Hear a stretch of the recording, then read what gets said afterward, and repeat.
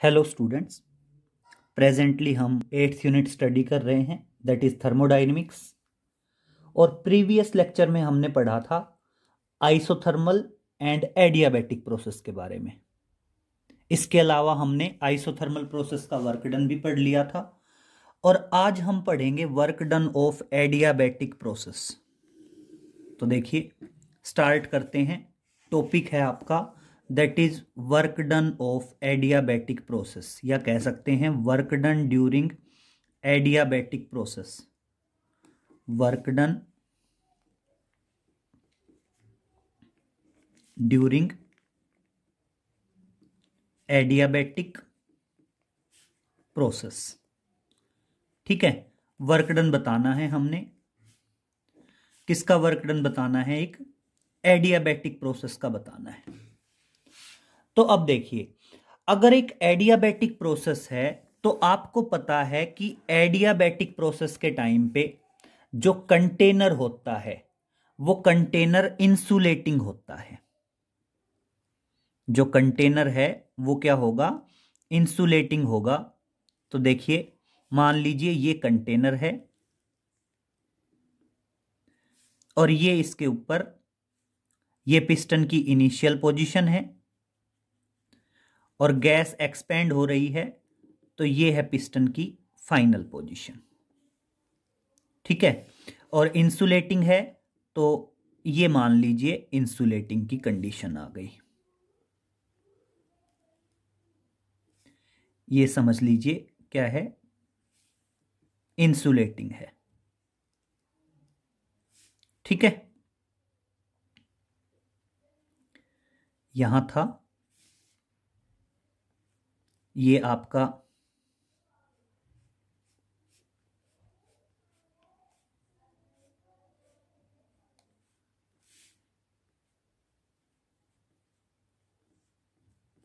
Container है, insulating है, और ये थी आपकी इनिशियल पोजीशन।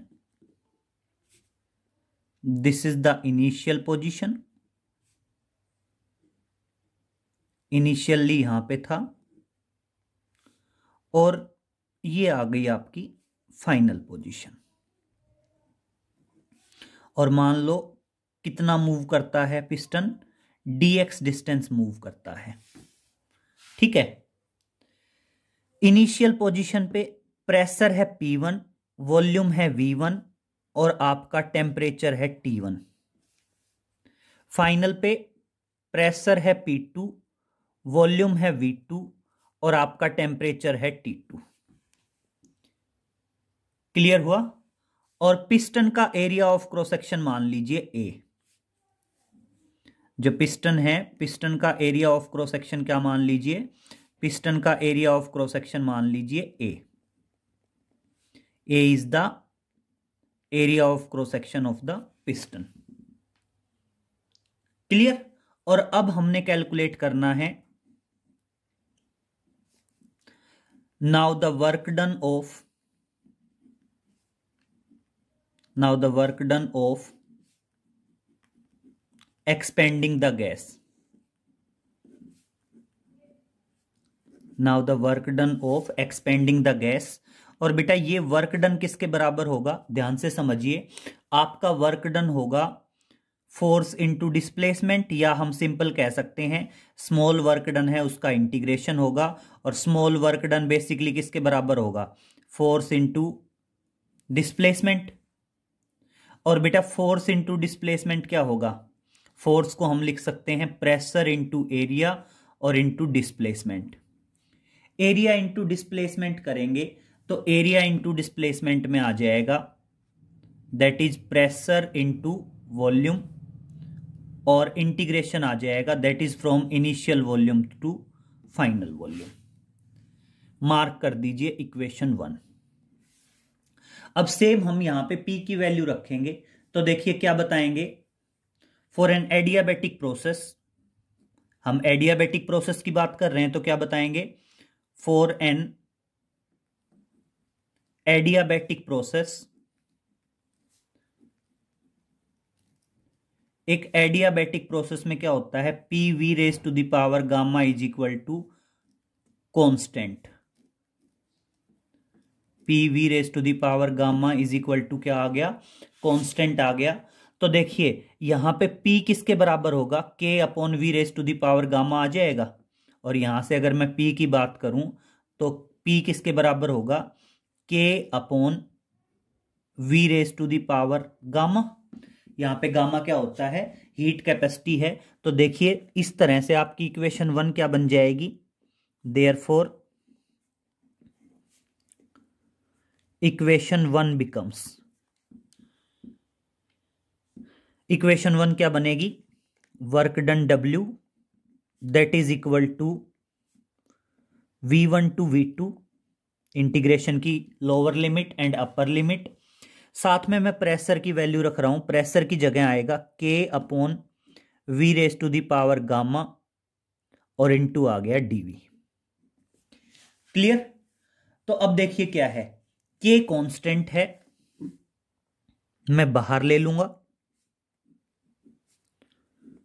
ऊपर जाएगा V raise to the power minus gamma into dV, और that is from initial volume to final volume.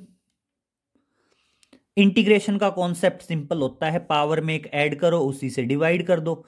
तो देखना क्या आएगा, V raise to the power minus gamma plus 1 और divided by minus gamma plus 1, और limit है आपकी V1 से V2 तक। लिमिट क्या आ गई, that is from V1 to V2। Clear. तो देखिए अब हम क्या करेंगे, के तो अंदर पहुंचा दो, गामा माइनस गामा प्लस 1 बाहर ले लो और अपर लिमिट लोअर लिमिट कर दो। तो देखना क्या आएगा, 1/1 माइनस गामा लिख दें, माइनस गामा प्लस 1 है तो मैं 1 को आगे ले लूं, फिर के को अंदर मल्टीप्लाई में पहुंचा दूं और इसको ऐसे लिख दूं, V raise to the power 1 minus gamma और लोअर लिमिट और अपर लिमिट हो गया। अब एक बार अपर लिमिट लगा दें और एक बार लगा दें लोअर लिमिट। तो देखिए एक बार तो अपर लिमिट लगा देते हैं और एक बार लगा देते हैं लोअर लिमिट। तो क्या आएगा, के अपर लिमिट आएगा तो V2 raise to the power 1 minus gamma minus के और V की जगह V1 raise to the power 1 minus gamma. Clear हुआ यहां तक। अब क्या आएगा, अब आप सिंपल वे में लिख सकते हैं, now in an adiabatic process,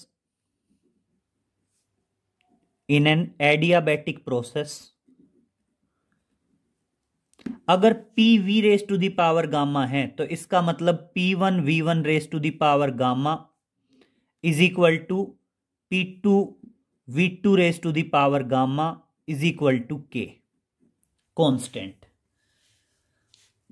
तो V2 के साथ V2 वाली वैल्यू रख दो और V1 के साथ V1 वाली वैल्यू रख दो, और देखिए इसको मान लीजिए इक्वेशन 2, और आप सिंपल वे में कहोगे now equation 2 becomes, now equation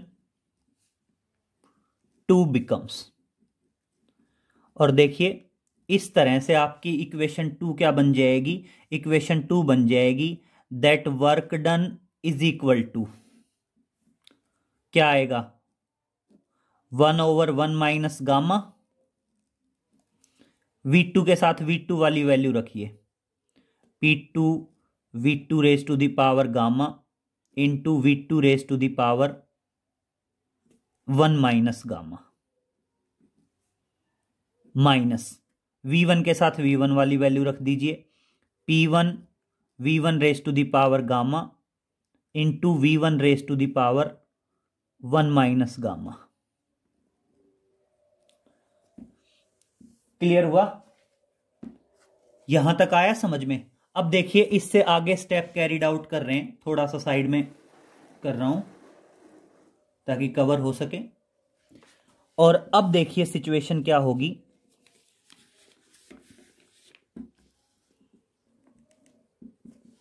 यहां से नेक्स्ट स्टेप देखिए क्या होगा।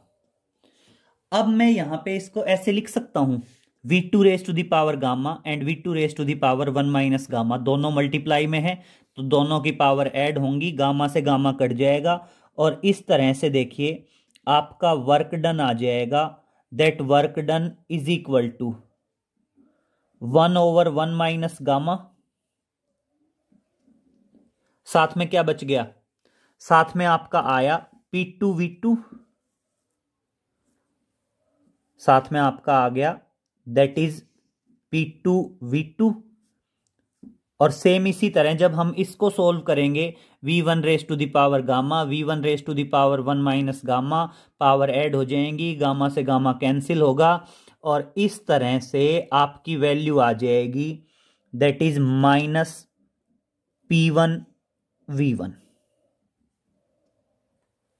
क्लियर? यहां तक का स्टेप आया समझ में? अब देखिए इसके बाद आप सिंपल वे में कह सकते हैं, इसको मार्क कर दीजिए इक्वेशन 3। अब आप कहेंगे नाउ जैसे PV is equal to RT होता है तो P1V1 आएगा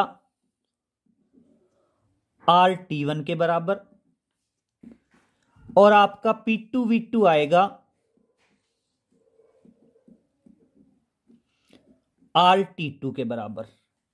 और अब दोनों की वैल्यू इक्वेशन 3 में रख रहे हैं और क्या बताएंगे, देयरफॉर इक्वेशन 3 बिकम्स, और इस तरह से आपकी इक्वेशन 3 क्या हो जाएगी, that work done is equal to 1/1 minus gamma into RT2, क्या बताएंगे, that is RT2 minus RT1। अब R कॉमन ले लें और क्या आएगा, that is R/1 minus gamma, gamma यहां पे किसको रिप्रेजेंट कर रहा है, हीट कैपेसिटी को, और क्या आएगा T2 minus T1। This is the work done of adiabatic process. ये आपका क्या है बेटा, वर्क डन आ गया। और किसका वर्क डन आ गया, that is the work done of adiabatic process. यहां पे R क्या है, गैस कांस्टेंट है, गामा क्या है, हीट कैपेसिटी है, T1 क्या है, इनिशियल टेम्परेचर, और T2 क्या है, फाइनल टेम्परेचर। अब देखिए आप इस वर्क डन को ऐसे भी एक्सप्रेस कर सकते हैं, एक इसमें थोड़ा सा चेंज और होता है। मान लीजिए मैं अंदर से माइनस कॉमन लेता हूं और देखिए अंदर से अगर मैं माइनस कॉमन लूंगा तो वो माइनस बाहर आएगा, और बाहर आएगा तो यहां क्या हो जाएगा, गामा -1 होगा, और अंदर क्या हो जाएगा, T1 माइनस T2 हो जाएगा। तो ध्यान रखेंगे अगर T2 माइनस T1 है तो बाहर रहेगा 1 माइनस गामा, और अगर गामा -1 है तो रहेगा T1 माइनस T2।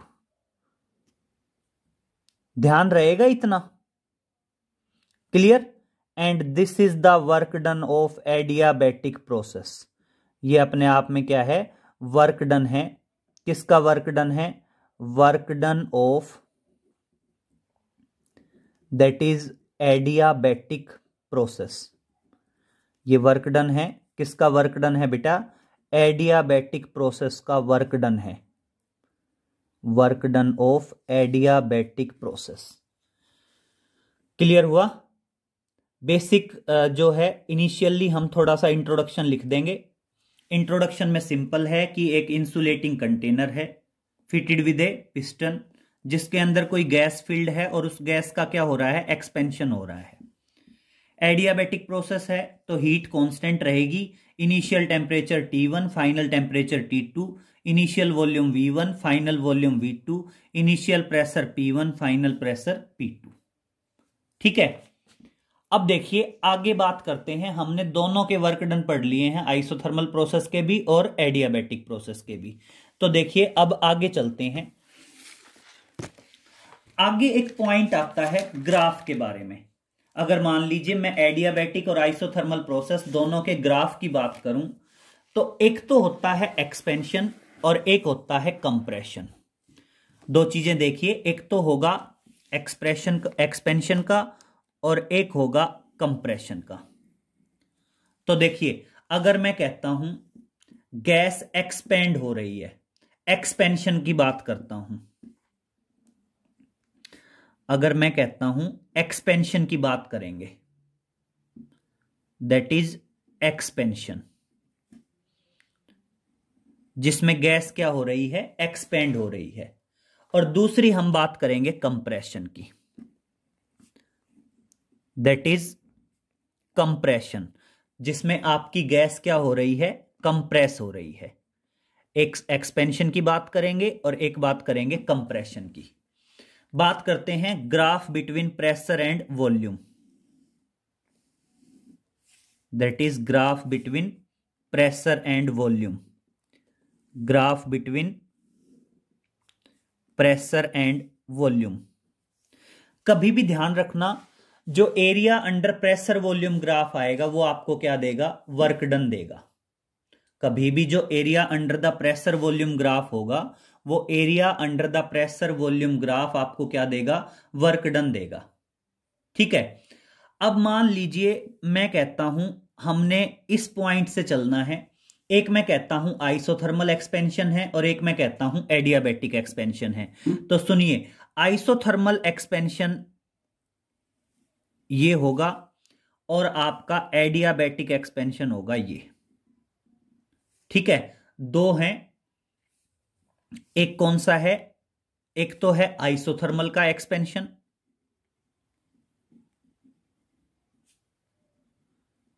और एक है आपका एडियाबैटिक का एक्सपेंशन। ये किसका है, दैट इज एडियाबैटिक का एक्सपेंशन है। ठीक है। तो अब एक बात सुनना, अगर मैं यहां पे बात करूं वर्क डन कैलकुलेट करने की, अगर मैं वर्क डन आइसोथर्मल प्रोसेस का निकालूं और मैं वर्क डन किसका निकालूं, एडियाबैटिक प्रोसेस का निकालूं, तो वर्क डन निकालने के लिए मैं क्या करूंगा, एरिया अंडर द ग्राफ लूंगा, ये इनिशियल पॉइंट, ये फाइनल पॉइंट, ये आइसोथर्मल वाला जो ग्राफ है उसके अंडर का जो एरिया आएगा वो आइसोथर्मल प्रोसेस का वर्क डन देगा, और जो एडियाबैटिक का कर्व है वो क्या देगा, एडियाबैटिक का वर्क डन देगा। अगर वहीं मैं कंप्रेशन की बात करूं, तो देखिए अगर यहीं मैं कंप्रेशन की बात करूं, तो कंप्रेशन में क्या होगा, जो नीचे वाला कर्व होगा वो होगा आइसोथर्मल का, और जो ऊपर वाला कर्व होगा वो होगा आपका एडियाबैटिक का। ये किसका होगा, आपका एडियाबैटिक प्रोसेस का होगा, और ये किसका होगा, आपका आइसोथर्मल प्रोसेस का होगा। ठीक है। सेम यहां पे अगर आप एरिया अंडर द ग्राफ दोगे, तो एरिया अंडर द ग्राफ क्या होगा, work done, area under the graph क्या देगा, वर्क डन देगा।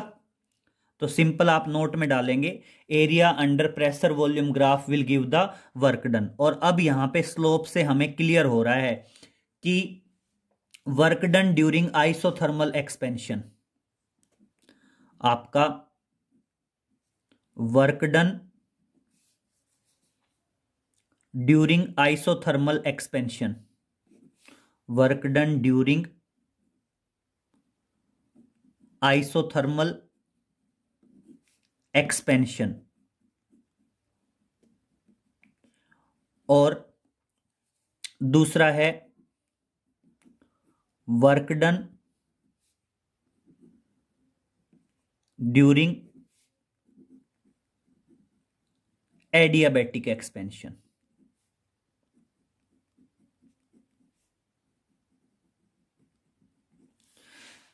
वर्क डन अगर मैं आइसोथर्मल प्रोसेस का निकाल रहा हूं, तो मैं आइसोथर्मल प्रोसेस के एरिया अंडर द ग्राफ निकाल दूंगा, और अगर एडियाबैटिक का निकाल रहा हूं तो एडियाबैटिक का एरिया अंडर द ग्राफ निकाल दूंगा। और मेरे को साफ साफ पता चल रहा है कि आइसोथर्मल का जो एरिया अंडर द ग्राफ आएगा वो ज्यादा आएगा, पूरा एरिया कवर्ड होगा, एडियाबैटिक का कम होगा।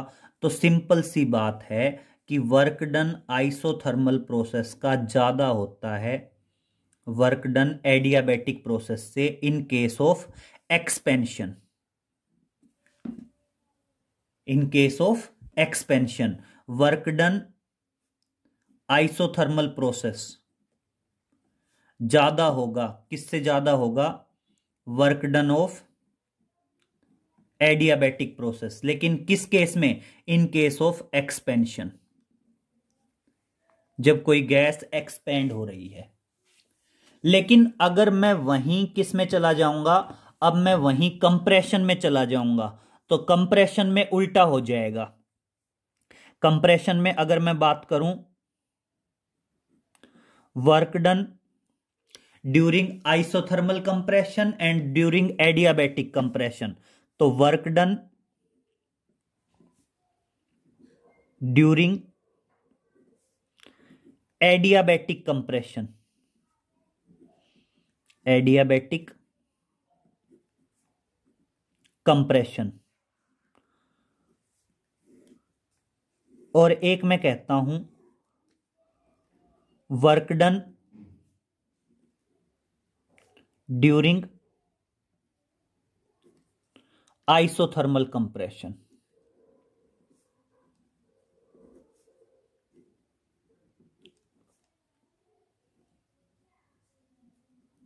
Work done during isothermal compression. तो यहां पे भी हम क्या निकालेंगे? वर्क डन निकालेंगे, और वर्क डन निकालने के लिए क्या करेंगे? Area under the graph. अब देखना, area under the isothermal curve कम आएगा और एरिया अंडर एडियाबैटिक कर्व ज्यादा आएगा। तो यहां पे क्या हो जाएगा? यहां पे ऑटोमेटिक, अगर मैं यहां पे बात करूं तो यहां पे ऑटोमेटिक वर्क डन जो एडियाबैटिक प्रोसेस का आएगा वो ज्यादा आएगा। तो इसलिए वर्क डन किसका? एडियाबैटिक प्रोसेस का ज्यादा होगा, किससे? Work done of isothermal process. लेकिन ऐसा कब होगा? During the compression. ठीक है, तो दोनों चीजें क्लियर रखना, एक्सपेंशन के बारे में भी और कंप्रेशन के बारे में भी। एक्सपेंशन के कर्व ये होंगे, नीचे वाला एडियाबैटिक, ऊपर वाला आइसोथर्मल। और अगर मैं कंप्रेशन की बात करूंगा तो कंप्रेशन में क्या होगा बेटा? ऊपर वाला एडियाबैटिक रहेगा और नीचे वाला क्या रहेगा? आपका आइसोथर्मल रहेगा। क्लियर? तो इस तरह से बेटा अपना आइसोथर्मल और एडियाबैटिक प्रोसेस के बारे में पॉइंट क्लियर होता है। ग्राफ थोड़ा सा इंपॉर्टेंट है, ध्यान रखना ग्राफ के बारे में। बाकी आपका जो आइसोथर्मल प्रोसेस है और एडियाबैटिक प्रोसेस है, इन प्रोसेस के ऊपर न्यूमेरिकल आ सकते हैं। न्यूमेरिकल में हमें ध्यान रखनी है आइसोथर्मल प्रोसेस की इक्वेशन और एडियाबैटिक प्रोसेस की इक्वेशन, जो हमने प्रीवियस लेक्चर में बताया था कि आपकी जो आइसोथर्मल की प्रोसेस की जो इक्वेशन थी वो सिंपल थी, PV is equal to constant, the product of pressure and volume is constant. वहीं अगर मैं एडियाबैटिक प्रोसेस की इक्वेशन की बात करूं तो एडियाबैटिक प्रोसेस की इक्वेशन में क्या था? PV raise to the power gamma is constant. ठीक है ना? तो आप ध्यान रखेंगे कि product of pressure and volume और raise to the power gamma, gamma यहां पे क्या है बेटा? गामा रिप्रेजेंट करता है हीट कैपेसिटी को। दूसरा क्या था? देखिए मैं दोबारा से एक बार रिपीट कर देता हूं, समझ लीजिए। हमने बताया था आइसोथर्मल प्रोसेस में तो सिंपल था। अगर मैं एक आइसोथर्मल प्रोसेस की बात करूं, आइसोथर्मल प्रोसेस में तो क्या था? एक ही इक्वेशन थी, PV is equal to constant, the product of pressure and volume is constant. This is the equation of isothermal process. वहीं अगर मैं बात करूं एडियाबैटिक प्रोसेस की, दैट इज एडियाबैटिक प्रोसेस, तो एडियाबैटिक प्रोसेस में आप तीन इक्वेशंस ध्यान रखोगे। पहली इक्वेशन है PV raise to the power gamma is constant. P pressure है, V वॉल्यूम है और गामा यहां पे क्या है? हीट कैपेसिटी है। ठीक है। दूसरी इक्वेशन आएगी that is T V raise to the power gamma -1 is constant. T temperature है, वी वॉल्यूम है, गामा यहां पे रिप्रेजेंट कर रहा है हीट कैपेसिटी को, that is ratio of CP by CV. और एक आ जाएगा, थर्ड इक्वेशन आ जाएगी, P raise to the power gamma -1 upon T raise to the power gamma is equal to constant. ये तीनों की तीनों आपकी एडियाबैटिक प्रोसेस की इक्वेशन है। ये इक्वेशंस आप याद रखेंगे न्यूमेरिकल्स के लिए। बाकी आप सिंपल वे में ये पॉइंट भी ध्यान रखेंगे कि आपका जो आइसोथर्मल प्रोसेस होगा उसका एक्सपेंशन का वर्क डन ज्यादा होगा, और अगर मैं कंप्रेशन की बात करूंगा तो एडियाबैटिक प्रोसेस में कंप्रेशन का वर्क डन ज्यादा होगा। क्लियर? एक्सपेंशन में वर्क डन आइसोथर्मल का ज्यादा होगा इन कंपैरिजन टू एडियाबैटिक, और कंप्रेशन में वर्क डन एडियाबैटिक प्रोसेस का ज्यादा होगा in comparison to compression. And these three equations for adiabatic process and this one equation is for isothermal process. Clear? इतना carried out कर लेंगे, बाकी आगे नेक्स्ट लेक्चर में मिलते हैं बेटा। Okay, thank you.